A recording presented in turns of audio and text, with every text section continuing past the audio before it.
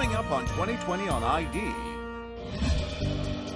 We wish you the best. A picture-perfect couple. It was awesome to marry her for time and eternity. But their time together cut short. 911. He was calling to tell them that Janet was dead and she had committed suicide. We automatically knew that was not right. What would a second wife learn about the death of the first? That night I stayed up until about 4 o'clock in the morning. The mysterious death of Janet Abaroa. And a big, joyful family. It was a house of love and peace and fun. Until Dad snapped. He picked out the 2 sharpest kitchen knives he could find. Police department. I just killed my 2 daughters. What could have driven him to murder? I think he's the biggest victim here. And how can his wife forgive him? Welcome to 2020 on ID. I'm John Quinones. Couples often think they know nearly everything about their spouses. But in the stories ahead, 2 different wives would find themselves caught off guard by the men they loved. First, college sweethearts starting their lives together, full of hope. But as I first reported in 2009, after Janet Abaroa was murdered, her family wondered if she had ever really known her husband at all. Sometimes when you meet someone, you just know it's love. Janet Christensen knew that the day she met Raven Abaroa at college in Virginia. She thought he was attractive? Yeah. Cute? Absolutely. Oh, yes. Definitely her type. She always talked about if they had any kids, they were going to be fantastic soccer players because both of them were. Janet grew up in a solid Mormon family, the 7th of 10 siblings. Her sisters say she was so easy to get along with. A very sweet spirit. Loving, kind. She loved children. She had an opportunity to watch all of mine as they grew up. It's not just that she loved them, I mean, they all gravitate towards her. They loved her. Janet was also a natural athlete and went on to play soccer at Southern Virginia University. She already had a boyfriend, but Raven Abaroa swept her off her feet. And it seems Raven was smitten too. She was beautiful, attractive. I just felt so much comfort when I was with her, and we just started this journey of getting to know each other that was just, it was amazing. What would she say about him? She was just infatuated. I mean, he has this going for him. He's going to be successful. He tried very hard to make everybody believe he had the perfect life. Janet was convinced that Raven had that perfect life. And 2 years later, they married at the Mormon Temple in Washington, D.C. It was awesome to be able to kneel across from her and marry her for time and eternity. The Abaroas settled in southeastern Virginia, where Tim Dowd and his family were their neighbors. We were just part of a big family. They both came from big families, and they didn't have any family in the immediate area, so they kind of adopted us and hung out at our house a lot. Hey everybody, Merry Christmas. On their Christmas video card to their families, the Abaroas seem like the perfect, happy couple. We wish you the best and the warmest feelings this holiday season. Janet, what would you like to say? I would like to say Merry Christmas and a Happy New Year. Life was looking good for Janet and Raven. Yeah, he appeared to have his act together. I mean, he was young, newly married, had bought their first home, you know, had a couple nice cars, you know, and a motorcycle, and like, wow, this guy's kind of off to a pretty fast start. They both get jobs with a big sporting goods company, and the couple moves to Durham, North Carolina. It should have been the happiest time of their lives. But then her sisters say Raven confesses to Janet that he's been sleeping with other women. He came to her one day because he wanted to be out of the marriage and explained to her that he had been cheating on her with several different people. And very soon after that, she found out she was pregnant. She didn't know what to do. She didn't want to raise the baby as a single mother. She thought who she was married to was someone completely different. And despite finding out that he was somebody completely different, still being torn whether to stay with him and be with him because she had made that commitment to him and to God. In the spring of 2004, 2.5 years into the marriage, Janet asks the Dowds if she can visit them for a few days. We said, sure, come on up. You could tell she needed somewhere to go. She was crying, very distraught, and she told me she loved Raven and that she didn't want to have this child by herself. She loved him, she wanted him back, but not under the conditions when he left. Tim agrees to talk to Raven. After all, he sees him almost like a son. And I kind of read him the riot act in a major way. You know, what the hell do you think you're doing? You're married, your wife is pregnant, you need to grow up real quick. Oh, he promised, swore up and down that he would no longer cheat on her, that she was the only one for him, he would make it work. On October 17, 2004, Janet gives birth to a son, Caden. Raven appears to be a great dad and is in awe of his son. But then another blow. Raven is caught stealing from his job and is fired. Co-workers say Janet is so embarrassed that she resigns, but she doesn't give up on Raven. He would eventually plead guilty to 5 charges of embezzlement, but he's able to avoid serving time in jail.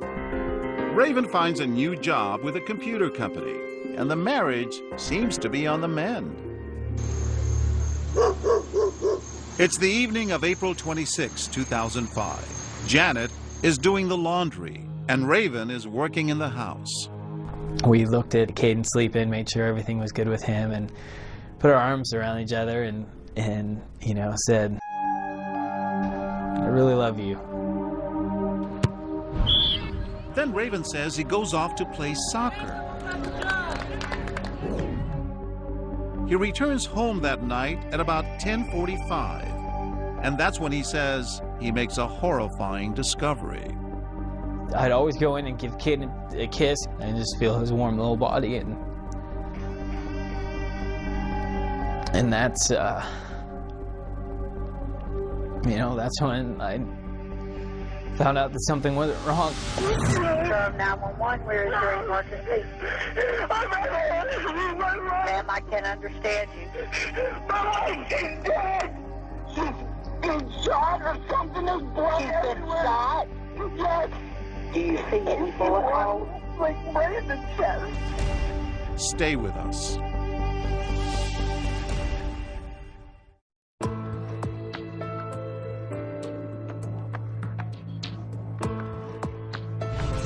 The marriage of Janet and Raven Abaroa looked rosy at the start, but only 2 years later, it was beginning to unravel. Still, nothing could prepare Janet's family for the horrifying news they were about to receive.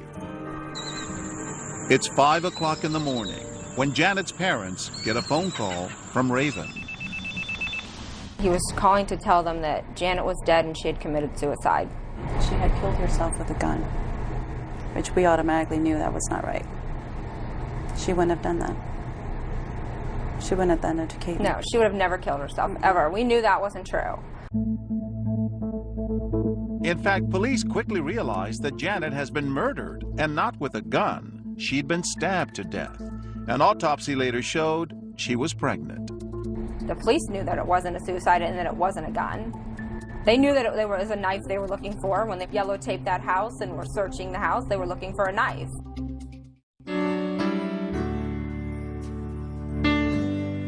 But at Janet's funeral, everyone puts their questions aside to watch this loving tribute played for her family and close friends. Home movies of this young mother cuddling her baby boy. Raven was inconsolable. Crying all the time, falling apart. I was mourning the loss of my best friend and of my wife and of Caden's mom. And it was, that in and of itself was so much pain that it was hard to deal with every day. Janet Abaroa was found inside her Farron Drive home last with what appeared to be a stab wound in her chest. Durham police have not named any suspects, but will only say her murder was not random. We're looking for anybody with any information on this case to call us. Raven knew that he didn't want to raise his young son on his own. In an interview with the TV show North Carolina Wanted, he talked about what it's like for Caden to be without his mother. And I think it's wonderful that he knows his mom. He knows her name. I try to share the things that his mom does so that he appreciates those too. Pictures of her graduating from college. When, you know, the question comes, well, where is mommy? You know, she's in heaven looking down at you. She's playing soccer in heaven. She's watching you. Just a few weeks after his wife's murder, Raven decides to take his son and move west to Salt Lake City, where he grew up, to live close to his Mormon family. But North Carolina is not the kind of place where unsolved murders sit quietly. Raven provided cooperation at the beginning of the investigation, but there have been subsequent requests for interviews that have gone unanswered. I kept talking to Raven about, you've got to help solve this case. I mean, personally, my thought is if somebody murders my wife or a child or any close family member of mine, I'm banging on the police door saying, what have you done lately? Raven did nothing. Within a week, he left and never came back, with the exception of sneaking into town once to pick up his furniture, and he left. Raven, meanwhile, has turned to a new chapter in his life in the Salt Lake City suburb of Jordan. He starts working at this bicycle shop, but his employer says he again is fired for stealing. But then, 2.5 years after the death of his first wife, Raven meets Vanessa Pond, a single mother whose daughter Aria is in the same daycare as Raven's son, Caden. But Vanessa, according to her father, is definitely not interested in starting any romance. I used to jokingly refer to her as the president of the Man-Haters Club. But sometimes when you meet someone, you just know it. And soon after Vanessa meets Raven Abaroa, she's in love. What was it about him that you liked? He seemed very upfront, very honest and genuine.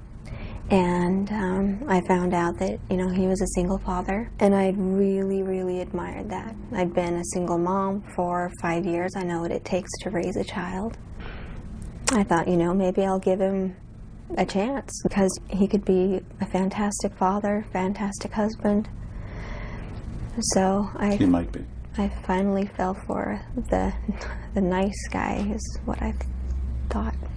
Did he mention his ex-wife or what happened to her? Yes. As we were just starting to date, he just mentioned that my wife actually died. And so that I immediately felt so sorry for him and Caden, and to take them in and give them all the love that they're missing out on. Did he say she was murdered? He said that there was an intruder, and that she was killed, and that he'd found her, and he'd left it at that. And so did Vanessa. That is, until she started researching Janet's murder on the internet. Unsolved murder of Janet Christiansen Abaroa. That night I stayed up until about 4 o'clock in the morning, reading blogs, watching his interviews, reading all the news stories about it, and going out of my mind. Thinking what? I thought, you know, there's no way.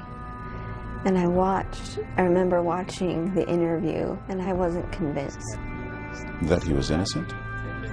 That he was innocent. I felt that in the interview, there was a part where they asked him, you know, what he saw, what he came home to. I don't like talking about what happened to her, and it's not because I don't love her, and it's not because I don't want to find out who did it, but it's because I have so many good memories with her that, you know, I hate thinking about the bad times, you know. For me, I just, honestly, I cannot even come to relive all those moments again. And, you know, even today when I've been prepping for weeks to come talk about it, it's so hard to even want to say, you know, this is what I saw, because it's not something I want to see again, ever.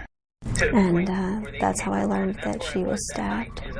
So I went over and I spoke with him, asked him the questions that I had, and he removed any and every doubt from my mind. Raven may have been able to convince his new girlfriend, but back in North Carolina, Janet's family and friends had many theories about what happened to Janet. And they say all their suspicions pointed toward Raven. I knew he killed her the morning I found out, the exact second. There was no doubt in my mind. And my instantaneous nanosecond reaction was, oh my God, Raven has killed Janet. And they wonder, if this was a break-in, why was Janet's jewelry left behind? Her wedding rings were on the counter, right where the supposed break-in happened, where the door was left ajar. Sitting right there. Nothing else was missing except his laptop and the knives. The knives. As it turns out, Raven was very proud of his knife collection. Remember that Christmas video? Well, with Janet in the background, Raven brags about the special knife he's bought for himself. That's my new knife.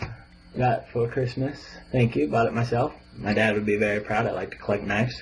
Janet didn't think much of it at the time when Raven took out a life insurance policy for each of them when she became pregnant. After all, parents often buy policies when they have a child on the way.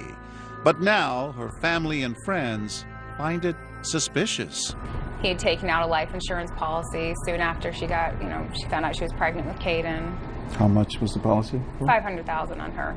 Is he capable of doing that, doing it for the insurance money? Absolutely. The Abaroa's old neighbor, Tim Dowd, has pondered and studied every detail of the case. Everything points back to Raven. But 2,000 miles away in Utah, Raven's new girlfriend, Vanessa, is convinced this poor, grieving widower needs to be loved and cared for. He started talking about me moving in after probably just a few weeks. And that was very, very fast for me, especially since I had my daughter to think about.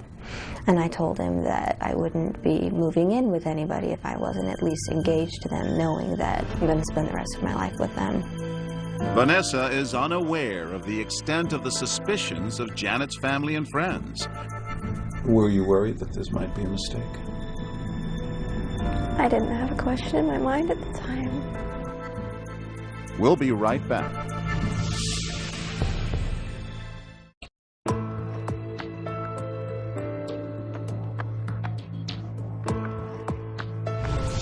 Young mother Janet Abaroa has been stabbed to death, and her siblings suspect Janet's husband Raven had something to do with the murder.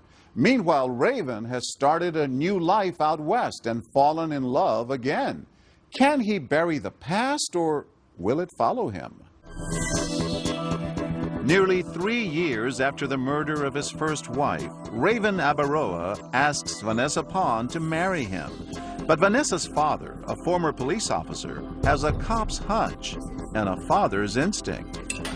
The Christian side of me wants to believe that he's innocent until proven guilty. The police officer side of me says there's something wrong with this picture somewhere.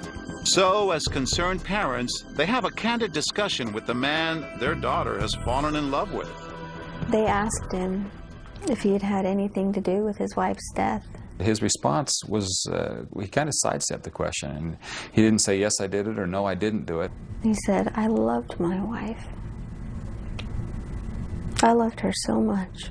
Which insinuates that he didn't do it, but he didn't come right out and say that he didn't. And he was in tears, and she went over and put her arm around him to console him and comfort him. She says, no, I know the guy by now, and I'm really convinced that he's not guilty of this. At the end of it, they still had their reservations, but soon after that, Raven asked my dad for my hand in marriage. Vanessa and Raven have a beautiful wedding in her parents' backyard.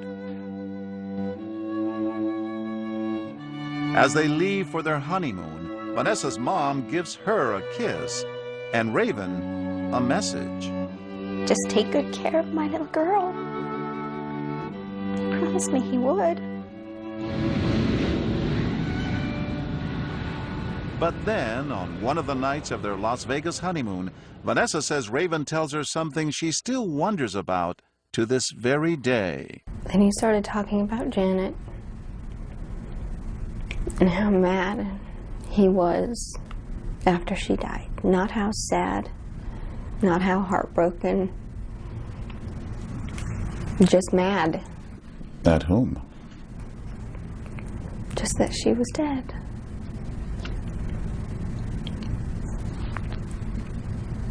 And then he cuddled up closer to me. And he said, "I promise I'll never hurt you."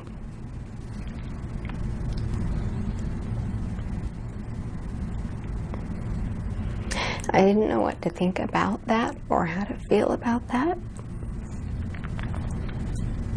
It scared me. How'd it go? When Janet's sisters learn Raven has remarried, they feel the duty to talk to his new wife, Vanessa, and they have a dire message. We just wanted her to make sure she was aware of things that had been in the news about him, that she would know what she was getting into, and that we were fearful for her. I was heartbroken. I did not want to believe at all that he had done this. And she says Raven was beginning to act in ways she just couldn't understand. Within moments, he could switch. He could say the most horrible things. I was an effing whore, a lot. An effing B word.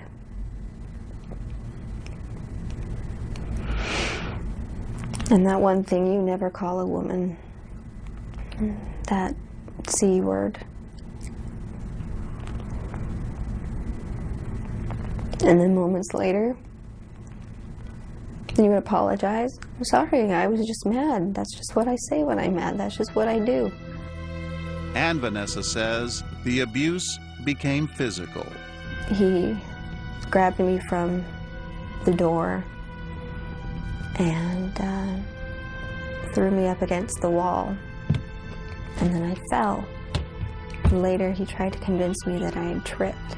He began to call my own family and my own friends and my co-workers, telling them that I was horribly depressed and bipolar, and that I probably needed to be institutionalized. It got really bad. Vanessa says she becomes more and more frightened for her safety and begins making plans to leave Raven. But her parents say she's trying to hide it from everyone. She can put on a really good front for being happy.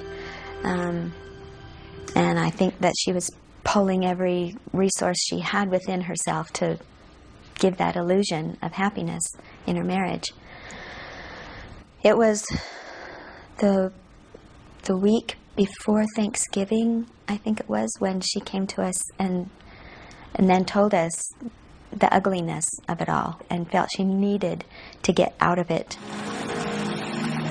Finally, the day before Christmas, everything comes to a head as they're getting ready to go to Vanessa's parents' house for dinner.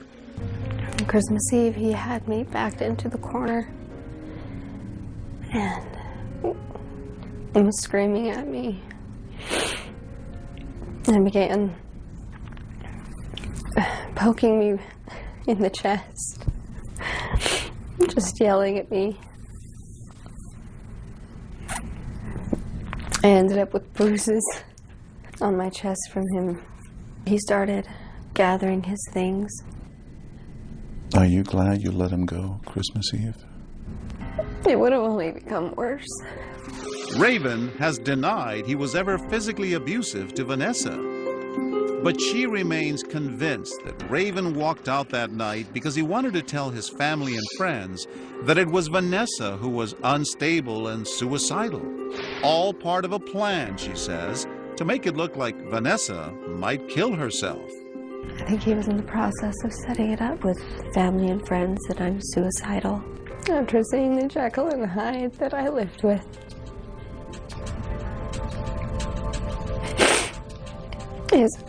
His eyes would just change. It was very scary because you didn't know what to expect. It's one thing to be abusive verbally and physically, but you think he's a murderer? Yeah. Yes, I do. We have a substantial amount of circumstantial evidence. But we're looking for something that we believe will provide us with enough information to go to a jury and prove this case beyond a reasonable doubt. We would obviously like to talk to Raven. we have some questions we'd like to ask. The only public comment Raven has made regarding his wife's murder was in that North Carolina Wanted TV interview. The bottom line is that I wasn't involved with the death of my wife, that I would do anything in the world to keep her here with me, and that's just, you know, that's something that I know, it's something that Janet knows, and that's something that I think that people who truly know Janet, truly know me, can understand and appreciate.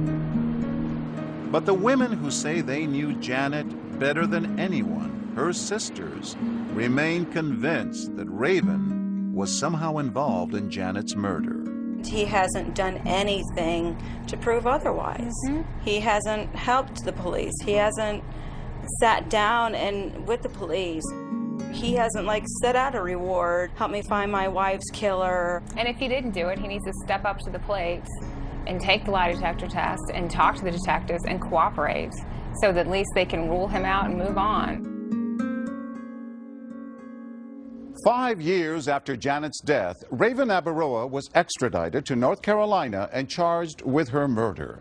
While his first trial ended in a hung jury, in March 2014, he was found guilty of voluntary manslaughter after entering an Alford plea. And that means the defendant does not admit guilt, but does acknowledge that the evidence would probably have resulted in a conviction. Abaroa was sentenced to 8 to 10 years in prison. Vanessa Pond's marriage to Raven was annulled. When we return, a loving father on the edge.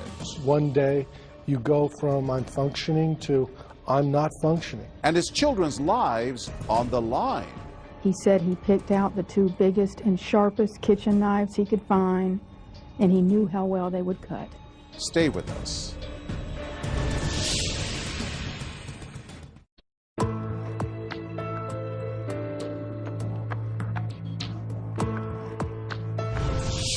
David Crespi loved his children, but even so, a shocking act of violence would change his family forever.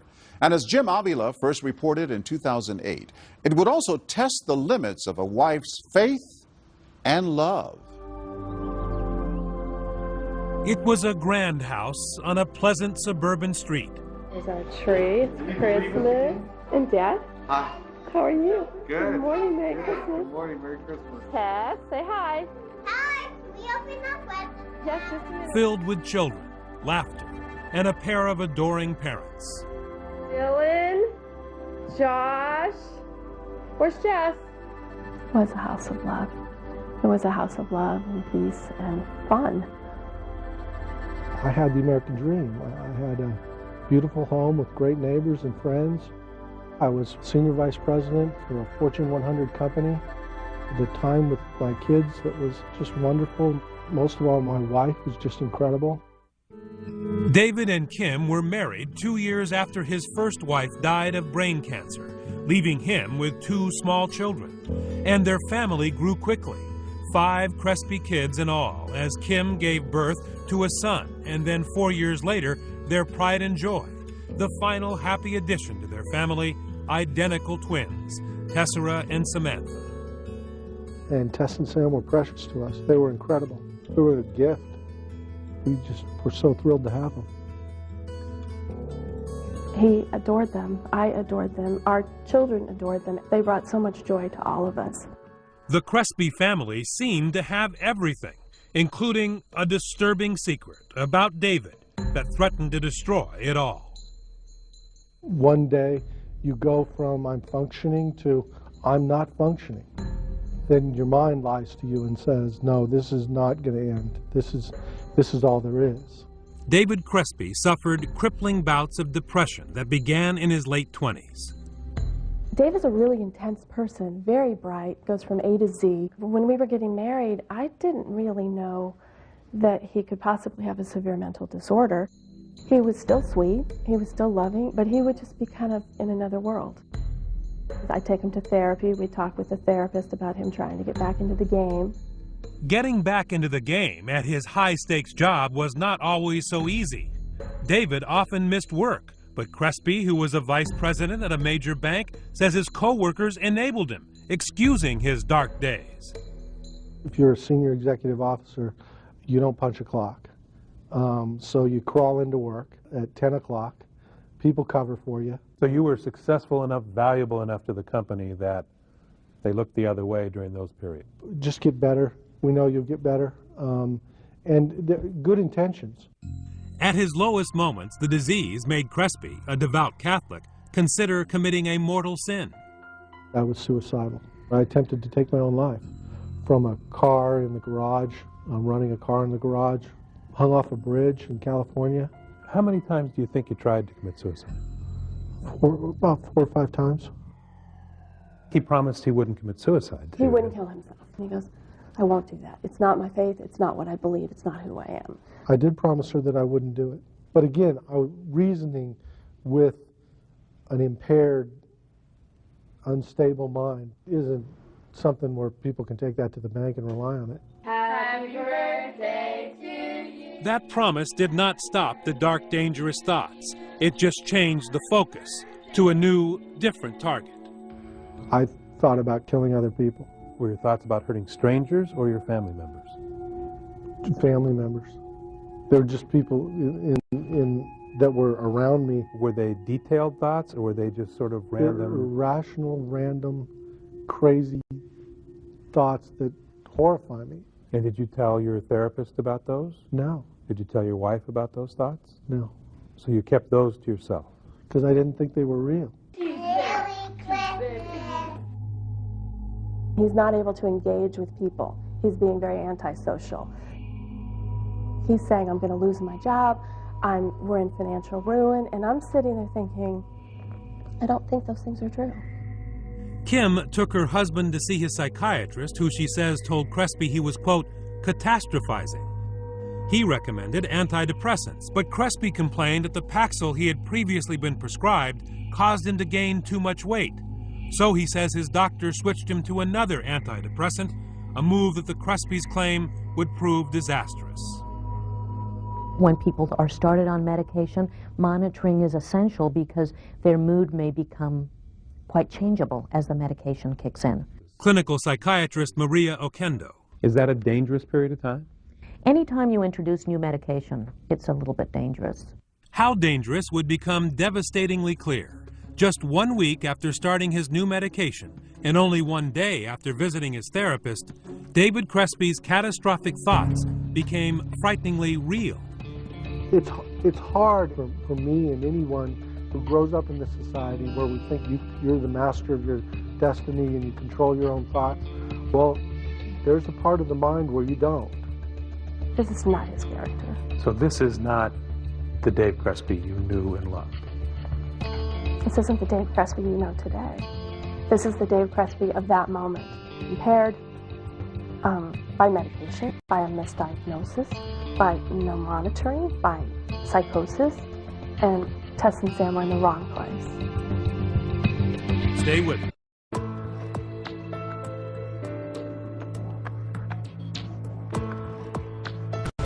Bank executive David Crespi was on the edge. He was having dark thoughts and had attempted suicide. So far, he hadn't harmed himself or others, but that was about to change. With the chilling conclusion of our story, Jim Avila. In January 2006, David Crespi was again suffering a bout of deep depression. Unable to work, the happy life he and his wife Kim had built over the last 10 years was about to tragically crumble.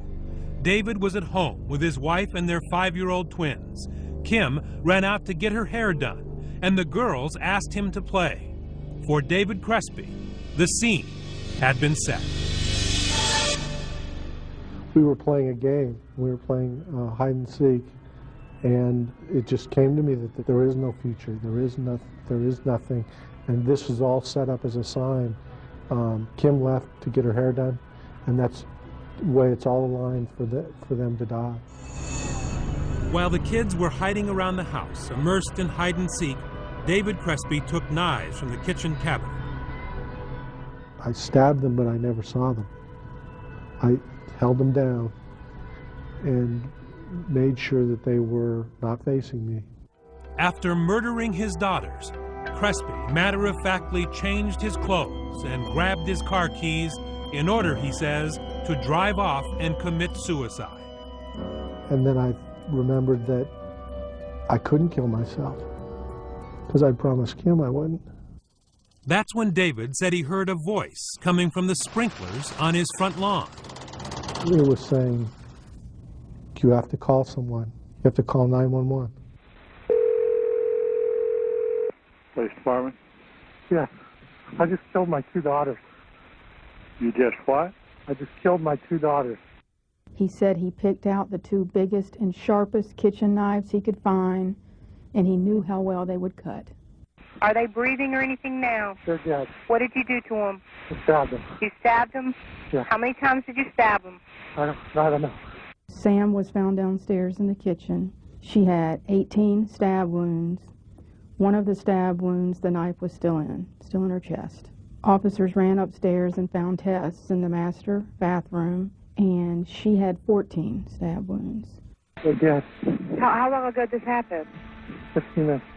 Well, there still might be some time. We still might be able to help them. No, they're bleeding. They're dead. I have seen a lot of horrible things, but there is something about the murder of a child. And to see the murder of 2 children that are identical twins, it's like mirror images of murder. Crespi was arrested, taken to jail, and placed on a suicide watch. Prison psychologists examined him and concluded that he suffered from a serious mental illness, not simple depression, but the much more dangerous bipolar disorder, sometimes known as manic depression. There are situations in which the person can have both symptoms of depression and symptoms of mania at the same time. Those are very, very dangerous because the person often has the energy of mania and the despondency of depression. And that can be a fatal combination. David Crespi, who was charged with stabbing the girls to death. And at first, it was just local news, a tragic story of a father taking the life of his children. It became a national whisper campaign when Kim Crespi did what you could never imagine a mother doing. The battle of mental illness raged, and the most innocent members of our family are lost to this life. She continued their marriage and love affair in weekly visits to prison, blaming everyone but him. Kim Crespi forgave the husband who killed her kids. How are you? See you. We're good. How can I forgive him? It's grace. But it's also a choice. I don't have any regrets. I married my soulmate. I'm still married to my soulmate. And Dave needs me. So there's lots of reasons to get up in the morning and see what God has for us, you know? Are you amazed that she could forgive you? What did she tell you? I can't remember the exact words, but I just remember the love. And I just remember her sorrow for them and her sorrow for me. And I remember just being awestruck by that. Why can't you just turn your back on Dave? Why would I? Because he killed our girls. I think he's the biggest victim here. Sam and Tess are gone, but they're in heaven, and I believe heaven is so glorious that I wouldn't want them back for 1 minute for them. They're fine. We're not. Dave, especially not. Kim Crespi blames the death of her children and David's predicament on psychiatrists and therapists who she says missed a critical diagnosis, finding in his dark moods depression and not the more serious bipolar symptoms. One of the things that makes it difficult to diagnose bipolar disorder is that usually when the person is euphoric, you can imagine that they're not that interested in treatment because they feel good. And they present for treatment usually when they are depressed, when they feel terrible. And it often takes a lot of uncovering to figure out that it's a bipolar disorder. According to a study conducted in 2001, it takes patients an average of 10 years and 4 different psychiatrists to arrive at a bipolar diagnosis.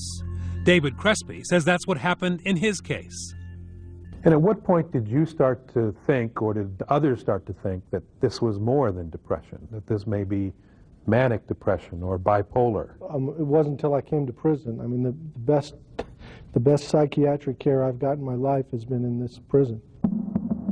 Crespi believes that success blinds. His big house in the suburbs, the big job in the skyscraper, perfect family, no drug problems, all fooled doctors and therapists who may have overlooked his bipolar symptoms. When you're in a $1,200 Hickey Freeman suit and you tell them what you do for a living, that to some of them could be intimidating. Crespi has traded in forever his three-piece suit for a prison-issued uniform, and the antidepressants have been replaced by the more powerful lithium for his bipolar disorder. Are the dark thoughts gone? Oh yeah, totally. I haven't been depressed since I came to prison because I've been correctly medicated. It's a blessing. People that say that he's fine now and he's fixed, they all thought he was fine then. Nobody saw this coming. The only person that saw it coming is David Crespi. Prosecutor Marcia Goodendow believes that circumstances would have been very different if Crespi had been honest with his psychiatrist from the beginning. He never told them what he wanted to do to his family, but then wants to say that the system has failed him because he wasn't properly diagnosed. He alone could have stopped what he did to this family if he had just told somebody what he was thinking or feeling. Crespi avoided a trial by pleading guilty to 2 counts of first-degree murder. The former bank vice president is living his life sentence without the possibility of parole in an 8x12 prison cell in North Carolina, where he keeps pictures of his slain twin daughters on his wall. I loved him dearly, and I miss him, and my life and the lives of all the people I love will never be the same. Except for Kim's Saturday visits, David Crespi is virtually alone, a man blessed by the forgiveness of his family, but cursed by the ironic clarity his new medicine gives him, allowing him to be forever haunted by those images that line his cell.